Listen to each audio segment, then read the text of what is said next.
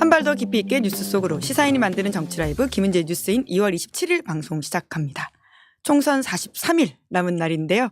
오늘 화요일의 뉴스 리액션 바로 들어가겠습니다. 이은기 기자 안녕하세요. 안녕하세요. 네, 그리고 화요일의 뉴스 리액터 김준일 시사평론가 안녕하세요. 네, 안녕하세요. 김준일입니다. 네, 뉴스가 쏟아지고 있습니다. 바로 들어가 보시죠. 첫 번째 뉴스 키워드 볼까요? 네, 임종석 컷오프 고민정 사퇴.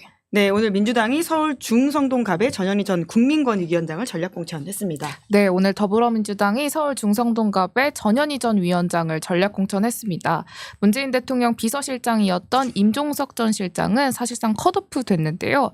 1월 11일 중성동갑에 출마 선언을 한 뒤로 지난 한 달간 임 전 실장의 공천 여부는 친문과 친명 갈등의 분수령처럼 여겨졌습니다.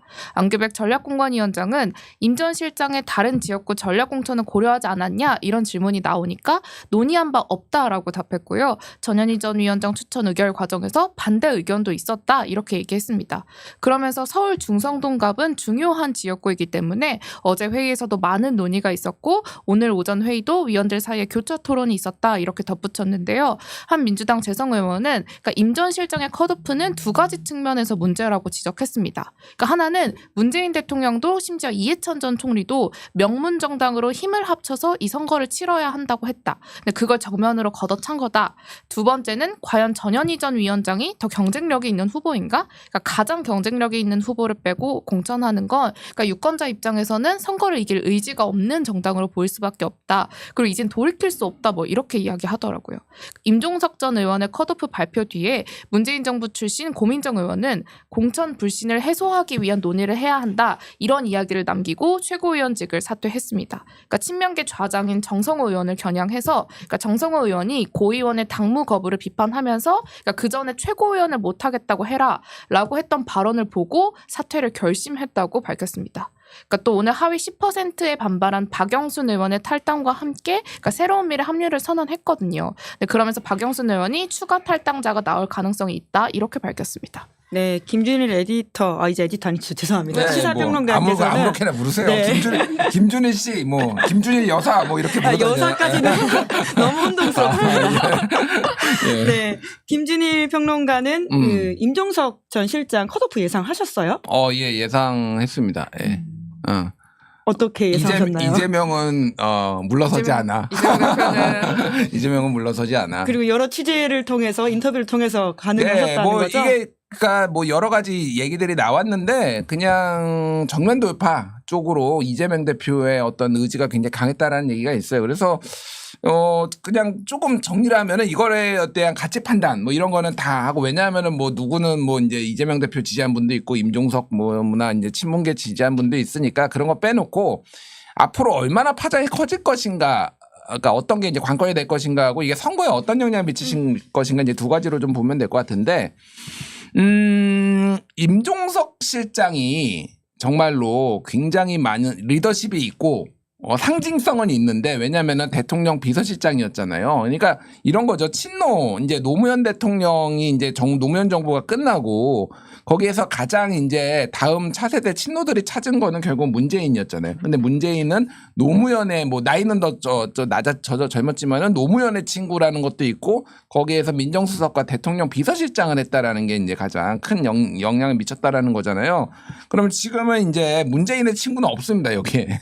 그러면은 이제 그나마 좀 상품성이 있는 사람이 이제 여기 이제 임종석이라는 건데 문제는 임종석이 정말로 사람들이 생각하는 것만큼 그러면은 본인이 영향력을 가지고 친문들을 움직일 수 있느냐. 사실 저는 그건 아니라고 봅니다. 무슨 얘기냐면은 자 내가 깃발을 꽂을 테니 친문 한 30명 탈당하시오 이렇게 할 수 있나? 그러니까 뭐 그거는 친명도 아는 거예요. 그러니까 지도부도 아는 거예요. 그러니까 생각보다 상징성은 있지만은 예를 들면은 나머지 이에 지금 굉장히 많은 친문들 예를 들면 뭐 홍영표도 있고 뭐 이렇게 뭐 아직 이제 전해철도 있고 있잖아요. 그분들이 그러면은 임종석을 보스로 모시고 움직일 거냐. 매개체로 뭐 그거를 할 수는 있지만은 생각보다 이게 그러니까 이게 파장이 커지려면은 탈당을 집단으로 하거나 뭐 그래가지고 다 이제 다 출마를 해야 돼요. 그러면은 이제 수도권 다자구조가 되거든요. 그러면은 이제 어부지리로 이제 국힘이 웃을 수도 있고 뭐 여러 가지 이런 민주당의 좀 변수가 많아지는데 생각보다 지금 현재로서는 그렇게 파괴력이 저는 있을 거라 보지 않고 아마 친명 쪽에서도 그렇게 생각을 했을 거예요. 그러니까 아직은 독고다이가 될 거다라는 건데 사실은 이제 문제는 아직 공천이 지금 아직 확정이 안 된 분들 있잖아요. 전해철, 뭐 홍영표 이런 분들 있잖아요. 이런 분들은 사실 덩어리가 있어요. 그러니까 전해철 개라고 임종석 개는 없습니다. 사실은. 예, 근데 전해철 개라고 불리는 분들도 있고 이분들이 이제 공천이 어떻게 되느냐에 따라서 사실은 같이 그러면 임종석하고 손잡고 뭔가를 집단 행동을 할 가능성 이거는 이제 남아 있다라고 보면 될 것 같고 전해철 임종석의 지역구에 전현희가 왔습니다. 전현희 전 권익위원장. 전현희 권익위원 왜 추미애가 아니냐 왜 이현주가 아니냐 여전사 3인방 중에 왜 전현희냐라고 본다라면은 제가 어저께 다른 방송 대타 진행을 하면서 전현희 위원장하고 인터뷰했거든요. 전현희 위원장이 딱 그 얘기예요. 나도 종로에 엄청나게 공들였다. 나 종로에서 뿌리 박으려고 했는데 당이 원하니까 선당후사로 나도 옮겼다. 임종석 네가 뭔데? 예. 말을 그렇게 뉘앙스 그런 뉘앙스 그런 뉘앙스로 계속 얘기를 했어요. 그러니까 그거예요. 그러니까 여기도 친문이야. 전현희도. 전현희 위원장도 친문인데 선당후사를 해서 온 사람이면은 임종석 실장이 사실은 별로 할 말이 없는 거예요. 그러니까 명분상으로 만약에 추미애나 이현주가 왔으면은 파열음이 세게 나고 친문들도 더 많이 반발을 할 텐데 그런 거를 이제 감안을 해서 전현희 위원장이 왔다라고 보면 될 것 같고 지금 사실은 임종석은 정치적으로 파장이지만은 유권자들의 마음을 지금 흔들리게 하는 거는 박용진입니다. 박용진 아직 이슈. 결정이 안 났죠. 결정은 경선에 안- 붙여진 상황이고 결정을 안 났는데 박용진이 하위 10%라고 생각을 하는 게 물론 이제 막 그 친명 지지자들은 막 이제 박용진 싫어하고 그러지만은 사실은 중도에서 온건지 민주당 온건 지지자들의 소구력이 있는데 그 박용진의 그 온건 지지자들의 그 스타일이 뭐냐면은 고학력층이 많고요. 그리고 본인이 납득이 돼야 돼요. 이 민주당이란 정당을 찍으려면은 사실은 민주당의 정당 지지율 35%는 뭐 때려 죽어도 여기를 찍는 사람들이라고 한다면은 10에서 15%는 일종의 투표를 안 나와버리는 수도 있어요. 아니면 제3정당 찍기 국힘까지는 안 가도 아니면 뭐 다른 정당 찍어버릴 수 있단 말이에요. 지금 보통 사실은 집토끼 산토끼 이렇게 표현되죠. 예, 네. 그러니까 그 사람들이 사실은 상당히 많이 흔들리고 뭐 얼마 전에 수도권에 출마한 국힘 모 인사가 그 얘기를 하더라고요. 박용진 때문에 한 5%는 우리가 지금 먹는 것 같다고. 아, 그렇게까지 표정 관리를 하고 그런 있나요? 얘기를 해 사실 예. 그래서 이 불공정하다. 이거는 어떻게 박용진이 하위 10%는 이 불공정하다라는 것을 뭐 정무적으로 임종석을 할 수는 있는데 박용진을 저렇게 하는 거는 좀 불공정하다라는 거를 어떻게 주류가 불식시키고 좀 설득을 할 수 있느냐가 되게 선거에는 영향을 많이 수도권 선거에 되게 영향을 많이 줄 것 같아요. 네. 임종석 전 실장이 내일 또 기자회견을 한다고 하는데 어떤 입장을 낼지도 좀 주목이 되고요. 그리고 박용진 이제 의원은 지금 현재 경선에 붙여져 있는 상황이라서 그 결과도 굉장히 중요한 포인트다라는 말씀을 주셨는데요. 그럼 국민의힘 공천 상황은 어떤가요? 네, 오늘 국민의힘은 공천 발표 일정 없이 숨고르기에 들어갔습니다. 그러니까 김건희 특검법이 포함된 이른바 쌍특검법 재의결이 2월 29일에 예고돼 있는데요. 이날 이후로 공천 심사를 마무리한다는 계획입니다. 한동훈 국민의힘 비대위원장은 그러니까 오늘 이 쌍특검법 표결 때문에 공천 잡음을 최소화하는 거 아니냐 이런 질문이 나오니까 잘못된 시각이다라고 하면서 그거야 작년부터 있던 일인데 어쩌라는 건가라고 답했습니다. 그러니까 야권에선 김건희 여사가 국민의힘 현역 의원들을 살린 거 아니냐 이런 이야기도 나오는데요. 그러니까 돈봉투 의혹이 일었던 정우택 의원, 불법 후원금을 받은 혐의로 의원직을 상실했던 김선교 전 의원 등 논란이 일었던 국민의힘 전현직 의원들이 줄줄이 공천됐기 때문입니다. 그러니까 불출마를 선언한 장제원 의원을 제외하면 인요한 전 혁신위원장이 좀 희생을 요구했던 대표적인 뭐 윤핵관이죠. 권성동, 이철규, 윤한홍 의원도 본선에 진출한 상황입니다. 네. 그 지금 아까 말씀해주신 케이스 중에서 이제 김선교 전 의원은 본인은 무죄 받았다. 하지만 이제 사무장이 이제 벌금 1,000만 원 받아서 본인이 의원직 상실을 하게 된 거죠. 네.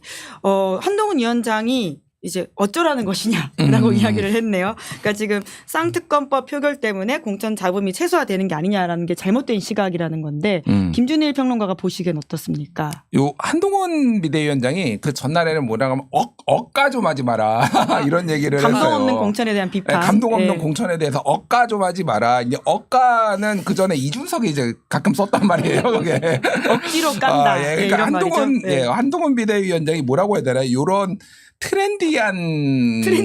거예요. 인터넷 용어? 그러니까 이게 인터넷 용어. 그러니까 예, 예. 아예 다른 사람들은 모를 거예요 아마. 북팀의 대다수의 정치인들은 아예 이런 말이 있는 줄조차 모를 거. 중진 다수. 예. 그런데 한동훈은 아는구나. 이런 거를 쓰려고 하는구나 뭔가. 이거 뭐야 사실 어쩌라는 것인가도 저는 이거는 그 표현을 쓰지 않아 어쩔 거니 뭐 이런 약간 이런 느낌으로 들었어요. 그러니까 이게 그 뭐 거기에다가 이제 그 안기령 뭐 그거 이제 가지고 뭐 이렇게 뭐 하는 것도 그러고 그러니까 전체적으로 좀 본인이 억울해하는 것 같아요.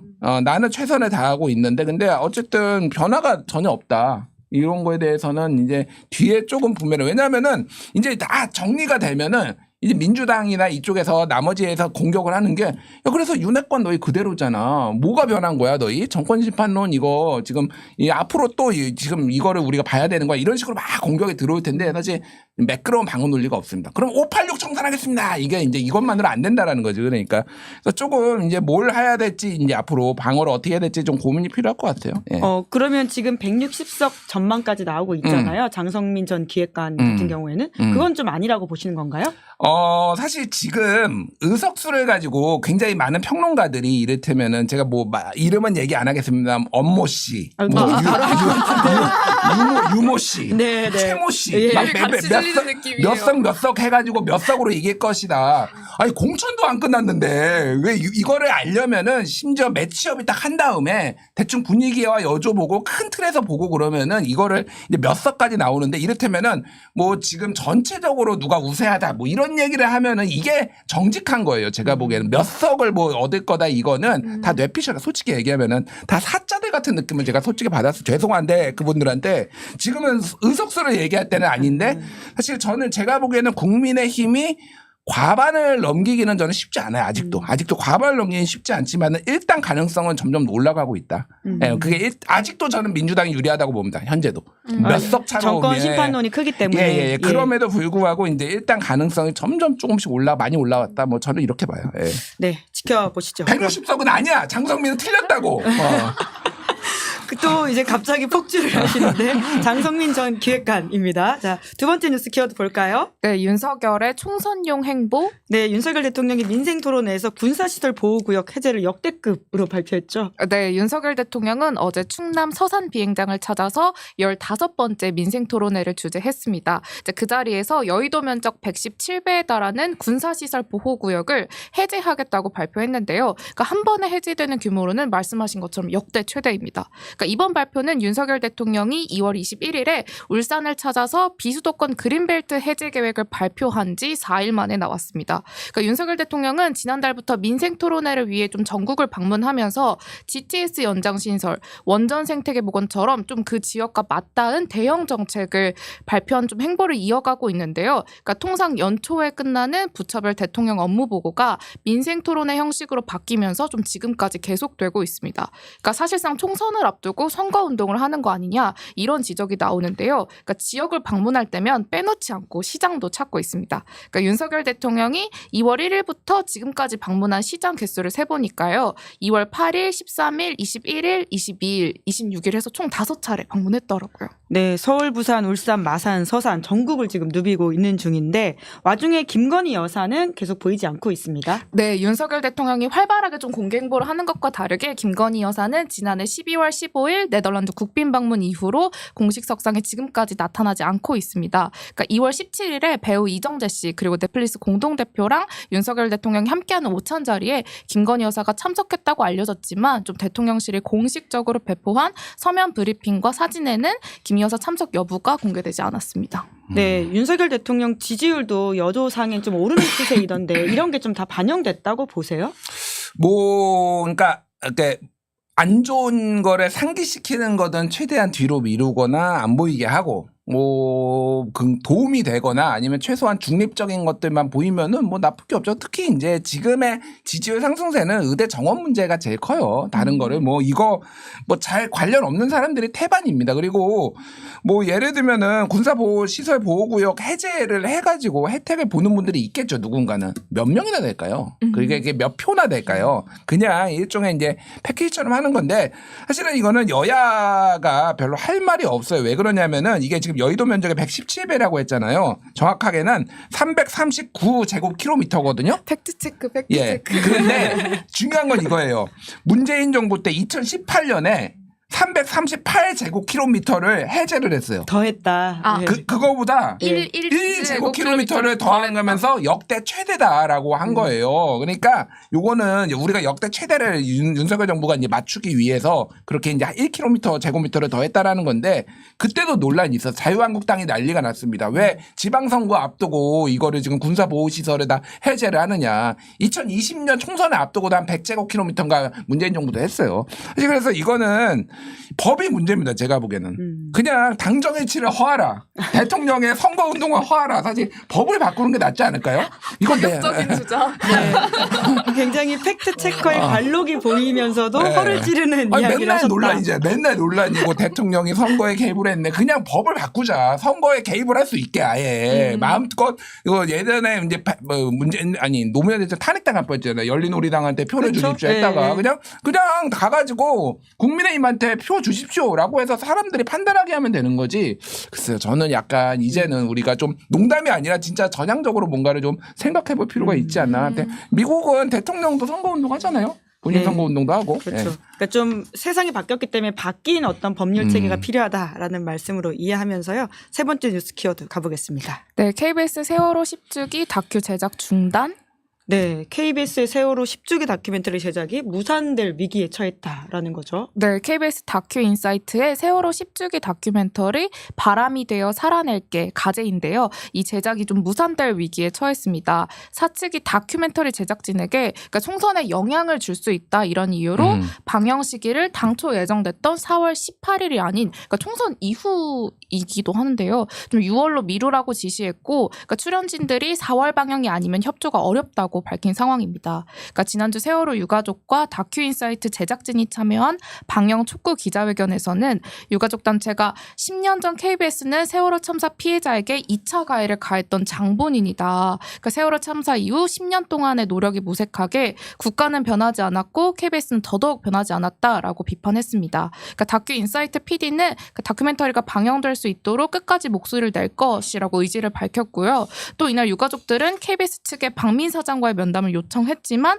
박민 사장 측은 좀 받아들이지 않았습니다. 네, 관련해서 보니까 불방 참사 2013년 그리고는 2014년 보도 참사 2014년, 2024년 불방 참사 이렇게 지적을 하던데, 그러니까 이은기 기자의 지적처럼 이 다큐멘터리가 예정된 건 4월 18일 그러니까 총선은 4월 10일이기 때문에 이후라는 건데요. 이게 총선에 영향 미칠 수 있다는 논리 어떻게 받아들여야 될까요? 희한한 논리죠. 희한한 논리인데 말씀을 차마 잊지 못하셨네요. 예. 그거는 있는 것 같아요. 그러니까 이제 세월호 참사가 이제 이제 박근혜 정부 때 새누리당 때 이제 일어났던 것이고 그리고 지금 현 정부 때 이제 이태원 참사가 또 이제 벌어진 것이고 그러니까 이 참사를 잘 막지 못하는 정당이다, 정부다 뭐 이런 것들에 대해서 환기시켜서 이게 혹여나 그리고 어쨌든 이제 이게 다큐멘터리가 있으면 그 전에 뭐 예고 기사라도 한두 개라도 나오고 그럴 거 아니에요. 그런 것들이 조금 이제 조심하자 뭐 이런 건데 이거 너무하죠. 그러니까 이거를 아예 6월로 그래서 미루자고 한 건데 그것도 이제 뭐 아예 불방을 할 정도면은 근데 지금 얼마나 이게 총력전을 지금 벌이고 있냐면은 뭐 다 아시겠지만은 최근에 이제 선거방송심의위원회에서 김건희 특검법은 안 된다. 김건희 여사 특검법이라고 해야 된다. 그래서 SBS 그 편상욱 뉴스브리핑. 네, 뉴스브리핑이 그래서 행정지도 받았어요. 제가 그 한겨레다 내일자로 칼럼도 썼습니다. 근데 뭐냐면은 자 그렇게 하려면은 김건희, 그러니까 정확하게는 대통령 배우자 김건희에 대한 든든든 무슨 풀리지 못했어요. 그러니까 정확하게는 이거를 해야 돼. 그러니까 김건희 여사라는 말을 쓰면 안 됩니다. 무슨 얘기냐면 이 법을 줄이려면은 대통령 배우자 김건희 특검법이라고 해야 되는 게 맞고요. 논리적으로. 그리고 여사를 넣든 말든 이게 선거랑 뭔 상관입니까? 근데 그 정도로 지금 총력전에 다 동원해서 벌이고 있다라고 보시면 될 것 같아요. 그러니까 이것도 그런 차원에서 하면 될 것 같고 만약에 김건희 여사 특검법이 옳다라면은 앞으로 이렇게 바꿔야 됩니다. 조국 전 법무부 장관 신당. 이렇게 다 묻혀줘야지. 윤석열 정부가 아니라 윤석열 대통령님 정부 이렇게 다 표기도 다 이렇게 해야 돼요. 언론들도 네. 다 붙이라고. 그러면 그것만 김건희 여사님만 그렇게 하지 말고. 소위 말한 이재명 대표의 사법 리스크 관련해서도 똑같이 이재명 대표의 사법 리스크 이렇게. 이재명 더불어민주당 대표 사법 리스크 이렇게 다 풀어서 쓰라고. 그러면 네. 왜 김건희 여사만 그렇게 해. 그러니까 이건 말도 안 되는 지금 이상한 얘기를 하고 있어요. 여기는 선거방송심의위원회를 받지 않습니다. 여기는 시민을 받지 않는 방송이에요. 네. 네, 어제 저희 방송 출연했던 국민의힘 보좌관께서도 사실 이 이슈가 불거지는 게 국민의힘한테 안 좋다라는 이야기를 하더라고요. 이제 관리 차원에서. 근데 이걸 자꾸 이렇게 하는 게 그 소위 말하는 심기 보좌냐 이런 지적이 나올 수밖에 없는 것 같은데 그렇죠. 또 다른 논란이 하나 더 있죠. 네, 어제 그러니까 방심위가 계속해서 논란의 중심에 서고 있는데요. 그러니까 어제 이번엔 김건희 여사 명품백 보도 선방이 심의 나서나라는 제목의 세계일보 보도가 나왔습니다. 그러니까 김건희 여사 명품백 수수 의혹을 다룬 MBC 스트레이트 방송에 대해서 그러니까 선방심의가 신속 안건으로 심의할 수 있다는 내용이었는데요. 제가 방심위를 좀 알아보니까 한 방심위 관계자가 기사 입력 시간 기준으로 민원이 한 건도 안 들어왔다. 근데 기사에 신속 안건으로 심의할 수 있다고 써 있는데 타임슬립한 거냐 뭐 이렇게 이야기하더라고요. 그러니까 민원이 들어오기도 전에 방심위 관계자 발로 약간 특정 보도를 지목해서 신속 심의할 거다 이런 내용이 나오는 거에 대해서 좀 문제 제기를 했는데요. 그러니까 현재 구조에서는 좀 일방적으로 심의가 강행될 수밖에 없다는 점도 지적했습니다. 오, 그럼 이걸 어떻게 안 거죠? 인터스텔라인가요? 그 방심위 핵심 관계자가 계속 흘리는 거라는 이야기를 들었는데 누구인지는 예, 계속해서 취재해가지고 이은기 기자가 좀 알려주면 좋겠다는 생각이 들고요. 아까 이제 선방이라고 이제 줄여서 부르죠. 여기에 대해 문제점을 좀 지적을 해주셨는데 예. 결국은 지금 총력전 벌이고 있다 이런 평가로 이해하면 될까요? 저는 그렇게 봅니다. 그분들이야 그렇게 생각 안 하겠지만은 아무리 생각을 해도 김건희 특검과 김건희 여사 특검이 선거 중립과 무슨 관계가 있는지에 대해서 아마 대부분의 사람들이 그러니까 물론 차라리 불편함을 호소하는 건 아닌데 이거를 선거방송심의위원회에서 논의를 하는 게 너무 이제 코미디 같은 거죠. 사실은 중립성하고 무슨 관계가 여사가 붙고 안 붙고가 이거는 중립성을 지키겠다는 게 아니라 여사님의 심기를 지키겠다라는 거예요. 그러니까. 예. 어제 실제 그 발언을 했던 김영배 의원한테도 물어보니까 김건희 특검법이라고 했던 진짜 너무 황당하다 이런 취지의 이야기를 하더라고요. 네, 사실 보통 국민의힘 의원들도 이게 아마 김건희 특검법이라는 통상의 표현을 썼을 텐데 아니 보수 언론도 다 김건희 특검법이라고 써요. 빨리 조선일보랑 압수수색해야 돼. 빨리 그러면은 김건희 특검법이라고 쓰고 있잖아. 네, 오늘도 마지막에 이목주 포인트를 잡아주는 김준일 평론가. 네, 저희 그러면 여기까지 해보도록 하겠습니다. 수고하셨습니다. 예, 감사합니다. 네, 2월 27일 뉴스 리액션 여기까지 하고요. 잠시 후에 박성태, 장성철 두 사람과 함께하는 여의도 박장대소 코너 준비되어 있으니까 잠깐만 기다려주세요.